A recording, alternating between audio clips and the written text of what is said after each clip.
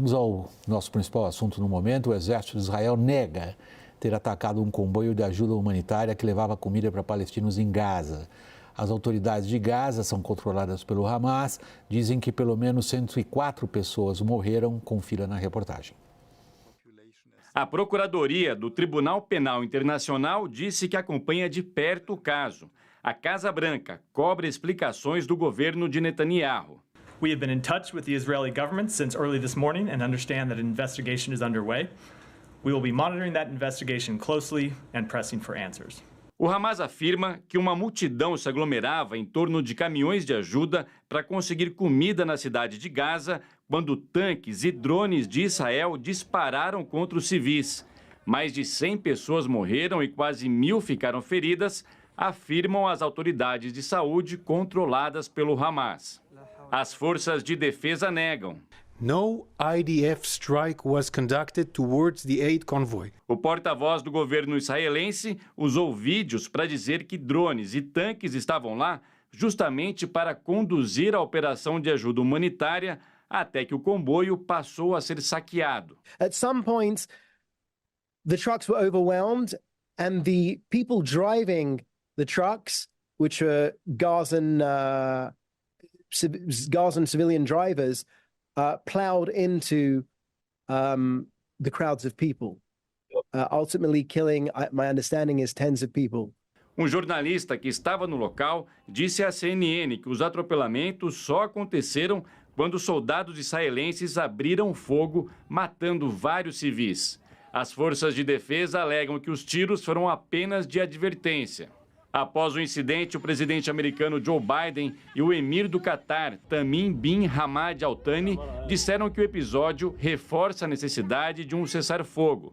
Os dois conversaram por telefone nesta quinta-feira no esforço para uma pausa na guerra com a liberação de mais reféns. A morte de dezenas de civis acontece exatamente no dia em que o número de mortos no território palestino passou de 30.000. Os dados foram divulgados pelo Ministério da Saúde, controlado pelo Hamas, mas corroborados pela Organização Mundial da Saúde. Em meio ao avanço do conflito, grupos palestinos rivais e do Oriente Médio estão reunidos em Moscou na busca de uma unidade política na Cisjordânia e em Gaza, após a renúncia da autoridade palestina. Segundo a CNN apurou, as discussões sugerem unir os partidos sob a liderança da Organização para a Libertação da Palestina, a OLP, que em 1993 assinou um tratado de paz com Israel. Mas a OLP exige que o Hamas seja incorporado a ela para legitimizar o controle da faixa de Gaza. O grupo, considerado terrorista por vários países, não reconhece o Estado de Israel.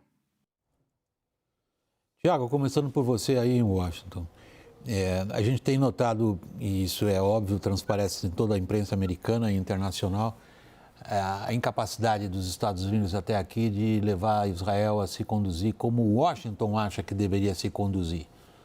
Esse evento de hoje, eventualmente conseguiria fazer com que Washington exerça mais pressão sobre Israel ou passa?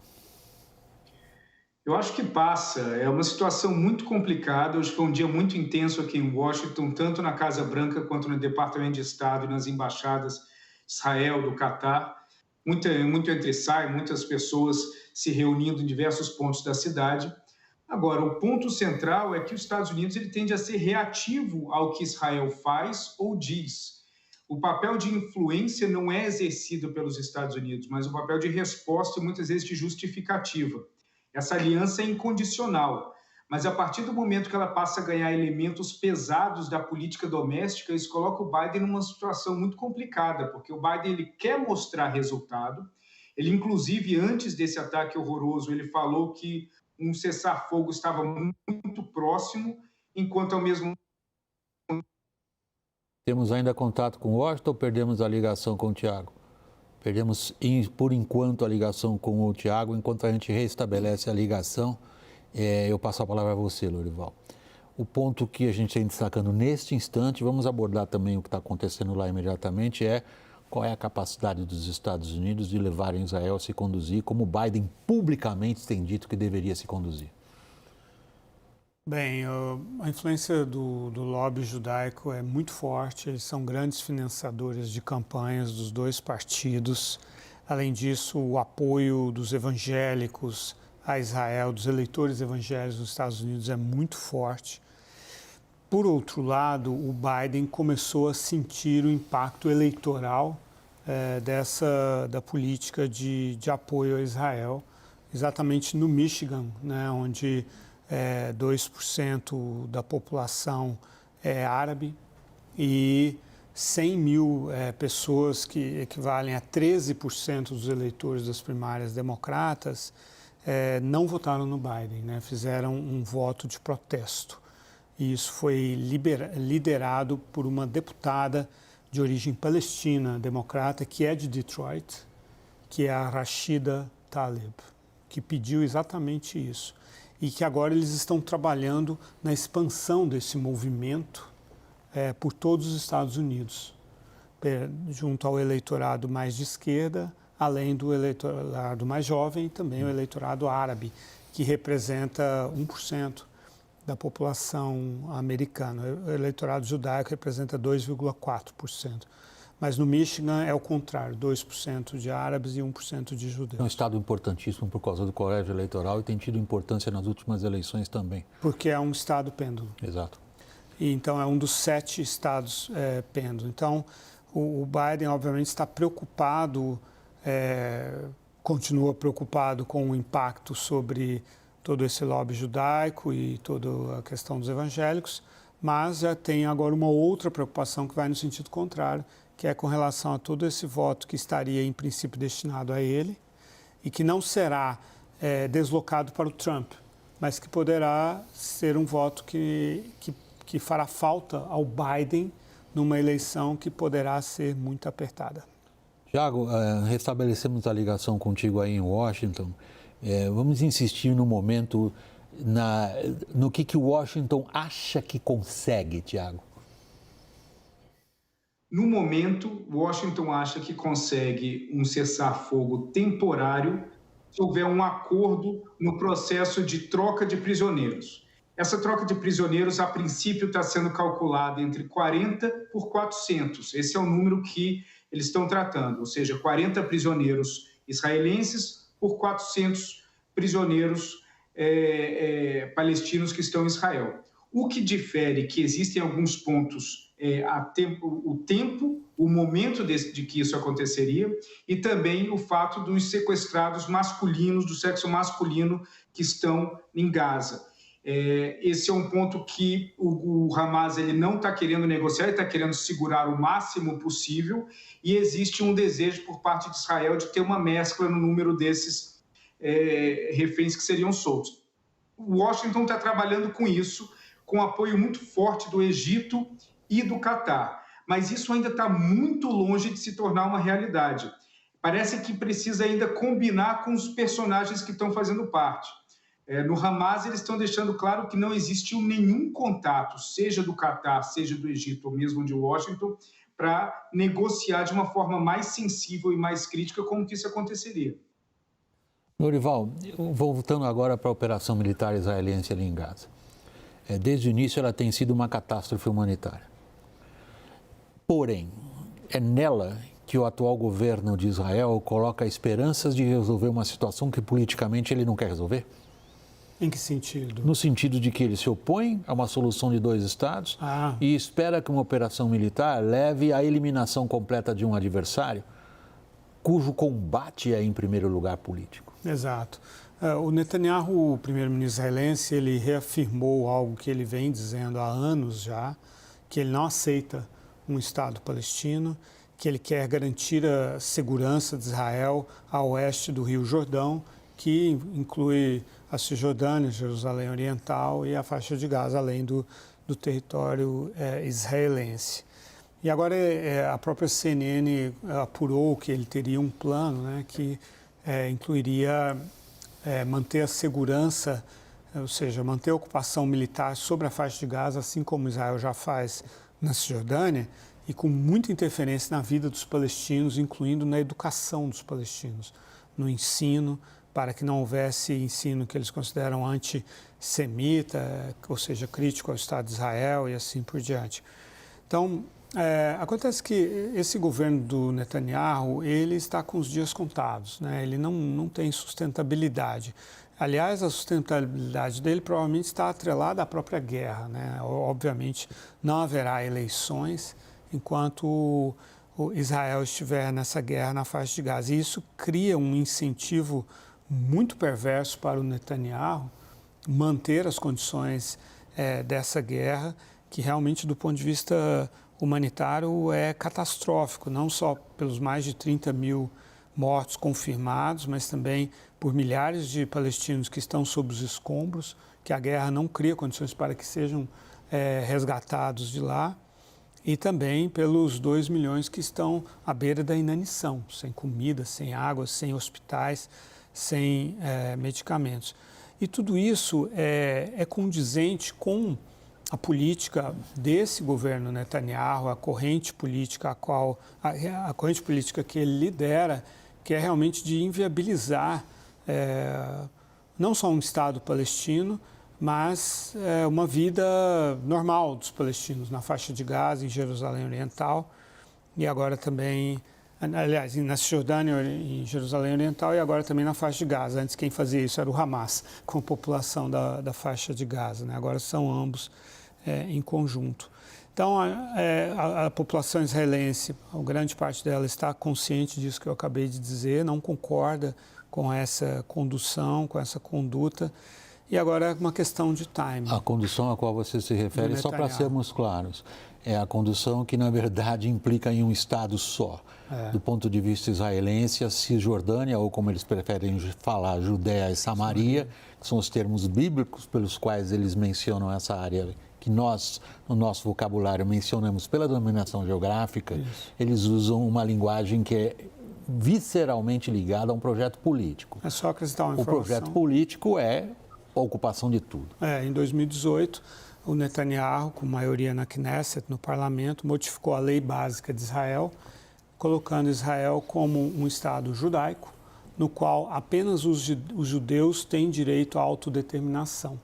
Então, isso cria uma situação de racismo, de apartheid. Aliás, Israel, no passado, apoiou o regime do apartheid da África do Sul, a mesma corrente a qual pertence o Netanyahu. Então, tudo isso cria um enorme problema reputacional para os Estados Unidos, né, que apoiam Israel com 3,8 bilhões de dólares de ajuda militar anual. Aliás, um senador hoje disse ao Wolf Blitzer, da CNN, um senador que é um grande apoiador de Israel, que vai propor que seja suspensa essa ajuda a Israel enquanto Israel não tiver um plano claro para acabar com essa guerra. Eu nunca vi os americanos suspendendo essa ajuda, mas enfim. Nunca aconteceu. Caio, você acaba de voltar de uma viagem de Israel a convite de uma organização israelense. A gente menciona isso aqui em nome da nossa transparência e honestidade profissional. Que sensação você captou por parte das pessoas em Israel em relação à conduta do governo, sobretudo na operação militar de Gaza? Acho que, William, o que mais me chamou a atenção é de que toda essa pressão internacional, de certa maneira, não surte efeito na estratégia do governo e não surtirá. Então não adianta... E eu fui ao Ministério das Relações Exteriores, fui ao Parlamento, conversei com deputados, enfim. Éramos um grupo de 10 jornalistas sul-americanos, eu o único brasileiro. Então isso foi o que mais me chamou a atenção. Então, a despeito da pressão da comunidade internacional, isso não surte efeito, ou não está surtindo efeito, e o noticiário respalda isso. Do ponto de vista da ação militar em si, eu senti nas conversas, e até nas conversas nas ruas, né, assim, na loja... Sim, nós queremos uma impressão subjetiva sua, exatamente. Eu sinto apoio à operação militar, de certa maneira, e muito pouco questionamento a essa diferença enorme de óbitos, né? De 30 mil palestinos e 2 mil israelenses, mais ou menos. 1.200. Não há um questionamento... 1.200. Isso, não há um questionamento sobre isso, especificamente. Assim, meio que algo como a perversidade da guerra, enfim, um no outro, o outro lado. Em diversas situações, eu estava lá quando houve a crise, né, que o governo israelense, né? Com crise com o governo brasileiro. Isso. E no auge da crise, eu falava que eu era brasileiro, já vinha um questionamento. Isso de diferentes setores, isso no comércio, comprando um jornal, ou isso do taxista, ou isso na rua, dizendo que o Brasil era inimigo de Israel, enfim. Não sinto tanto questionamento. E senti outra coisa que me chamou muita atenção, como essa pressão da rua, principalmente da questão dos reféns, dos sequestrados, é o ponto focal da pressão para que alguma solução seja realizada, né? Para que o governo se movimente. O que pressiona o governo de Israel principalmente onde eles estão concentrados lá, que é a praça em frente ao Museu de Arte de Tel Aviv, que concentram ali os protestos, concentram todas as manifestações. É esse grupo que está protestando, principalmente, né? De uma maneira geral, essa foi a minha percepção. Tiago, voltando à questão que você já estava tratando e a qual o Lorival se referiu, que é a disposição política ou não em Washington de pressionar Israel através do que a gente chama em inglês de lifeline. A lifeline de Israel é a ajuda militar americana e tradicionalmente tem sido. Quanto que isto seria de fato? É uma pergunta especulativa, eu admito que sim. Mas da sua experiência política em Washington, quanto que isso se transformaria em realidade? Eu nunca vi acontecer. Também não vejo. O governo americano ele entende muito bem esse ponto que o Caio colocou. O governo de Israel não está preocupado se a comunidade internacional está se colocando a favor, contra, está compreendendo. Para eles isso é uma atuação pessoal, isso é algo que eles não precisam da validação de ninguém, e a percepção que eles têm no relacionamento com os Estados Unidos é muito além. É claro que o Netanyahu ele tem uma relação mais forte com os republicanos em Washington. Isso coloca o Biden numa situação ainda mais complexa, contra a parede, porque o Biden ele quer demonstrar o apoio, como ele sempre demonstrou, ao mesmo tempo trazer a questão humanitária, que é algo que Israel não quer que os Estados Unidos coloquem na mesa, e o Biden também olha como que isso pode se converter e reverter na possibilidade de ter algum benefício eleitoral para ele na eleição desse ano. Todo esse pacote faz com que essa ajuda ou essa colaboração americana em relação a Israel, ela fique cada vez mais capenga. Temos ainda o Tiago, acho que ele... Lorival, por último, nessa parte de Israel, todo mundo que se ocupou com a história recente de Israel, particularmente dos conflitos. A gente pega desde 67, pega 73, pega a primeira intifada, a segunda, pega o levante de Al-Aqsa, pega ao longo dos anos 2000, houve sempre uma tensão muito forte entre o comando civil das operações militares e os seus principais executores. Alguns dos grandes personagens da história recente de Israel vêm de operações militares de grande destaque, desde lá atrás. Moshe Dayan, Ariel Sharon, Yitzhak Rabin, ou Peres menos. O Netanyahu tem um irmão que ele perde num ataque de Entebbe. Ele tem um pouco esse ethos, de alguma forma eu estava lá, o que não corresponde aos fatos. Ehud Barak. Ehud Barak também, que foi um general importante. Quanto que os militares israelenses nesse momento, eu já percebo pela tua expressão, a pergunta é difícil, eu sei, mas ela é central. Quanto que os militares, no momento, têm capacidade de dizer a condução política da operação, o que deve e o que não deve ser feito? Eu acho que um termômetro disso é o Benny Gantz, né, que tem uma liderança sobre a tropa, foi um desses generais que você citou, foi ministro da Defesa, só não foi primeiro-ministro porque o Netanyahu traiu um acordo que eles haviam feito de dividir o poder. De dividir 2 anos para cada um, e aí isso acabou levando a eleições em 21. Houve um momento crítico, nesse dia 7 de outubro, ele foi traumático, obviamente, para Israel, mas foi traumático, em particular, né, para os militares, porque ele foi uma flagrante falha de segurança e que, dentro do pensamento, das discussões dos especialistas em temas militares em Israel, ficou muito em evidência que as prioridades estavam erradas, né, colocadas pelo governo de Netanyahu, e esse Itamar Ben-Gvir, que é o ministro da Segurança, o próprio ministro da Economia, Bezalel Smotrich, que são líderes de colonos na Cisjordânia e que estavam focados exatamente em apoiar os colonos que atacam os moradores palestinos, em reprimir os palestinos na Cisjordânia e também em Jerusalém. Então, isso é uma das explicações principais para a forma como o Hamas conseguiu atuar com tanta tranquilidade, né, naquele fatídico 7 de outubro. Então, isso levou a uma certa desmoralização. Né? O que a gente conhece dos militares israelenses permite que a gente afirme provavelmente o seguinte, Lorival. O que eles não puderam fazer foi culpa dos políticos civis. Exato. Os mesmos que agora querem que eles limpem a situação. E que estão ali cometendo crimes, né? Assim, essa atuação deles... Sim, crime de guerra, quem vai ser julgado é o comandante do pelotão, não o Netanyahu. Exato.